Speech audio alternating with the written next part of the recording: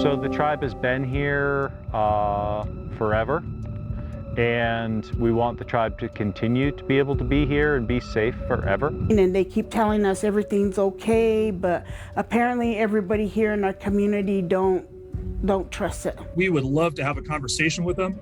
I mean, at the end of the day, they're not going away. We're not going away. Last Thursday, we told you why a Native American tribe and environmentalists are concerned about a uranium mill in southeast Utah.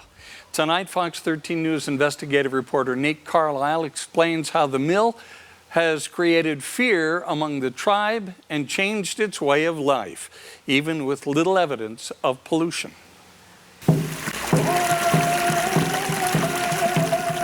They used to bring us here when we were children. Michael Badback is a member of the Ute Mountain Ute tribe in San Juan County. And we used to cut sumac bushes to where they make baskets, and they used to collect sumac berries to make porridges for everybody to drink. We don't do that anymore. The Ute Mountain Ute tribe used to drink out of this spring, but in recent years, they've been told it has contaminants. The nearby trees are also bearing less fruits and berries, sending tribal members farther away to find native herbs and natural medicines. Tribal members blame the nearby White Mesa uranium mill. There's little evidence the mill is responsible for contaminants that were found in this spring and that cattle still drink from. But that's one of the tribe's points. The last environmental impact study was before the mill opened, 1980. So the tribe has been here forever, and we want the tribe to continue to be able to be here and be safe forever. Scott Clow is the environmental projects manager for the Ute Mountain Ute tribe. So water pollution is a big concern.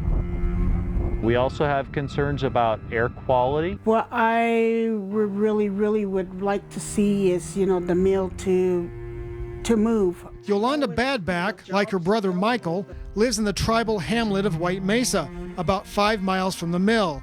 She told us the same thing she's complained about for years. During the summer, when it gets too hot, we always feel the chemicals coming off of the ponds that are being released there. It's a real strong chemical smell. It's more like a metal type thing. And they keep telling us everything's okay, but apparently everybody here in our community don't trust it. That lack of trust extends to the drinking water.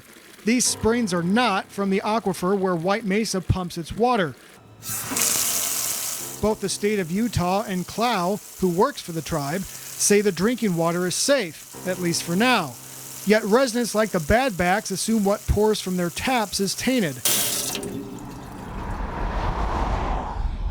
They drive to Blanding, Utah, or Cortez, Colorado, to buy jugs of water. So that's indirect impact to the tribal culture and community there because of fear about the mill. This facility is such a good news story down there. And there's a few people that are just bound and determined to turn it into some sort of a boogeyman. Curtis Moore is the vice president of marketing and corporate development for the mill's owner, Colorado-based Energy Fuels. Air and groundwater monitoring stations surround the mill to alert to problems, he said. As for that odor Yolanda Badback and other tribal members report, he said there's never been any documentation of smells traveling to White Mesa. Well, the only place I've ever smelled anything at the mill, and even being on site, is inside that building. As Fox 13 News told you last week, the EPA in December told the mill to put more water in a tailings pond to reduce the radon being emitted from it. Radon can cause cancer, but has no smell. The Utah Department of Environmental Quality notified the mill of radiation and water violations about 80 times from 1999 through 2020. Most of those infractions were minor and did not trigger penalties. The state has issued just one notice of violation since 2013. What kind of relationship has the White Mesa community and the Ute Mountain Ute tribe had with the mill? It's not very good. Because they're constantly involved in lawsuits against the mill. We would love to have a conversation with them. I mean, at the end of the day, they're not going away. We're not going away. And we have created a new charitable foundation that we hope a bunch of that money does go to initiatives. I won't take any amount of money because my future, like my grandson's future, is at stake now. In White Mesa, Nate Carlisle, Fox 13 News, Utah.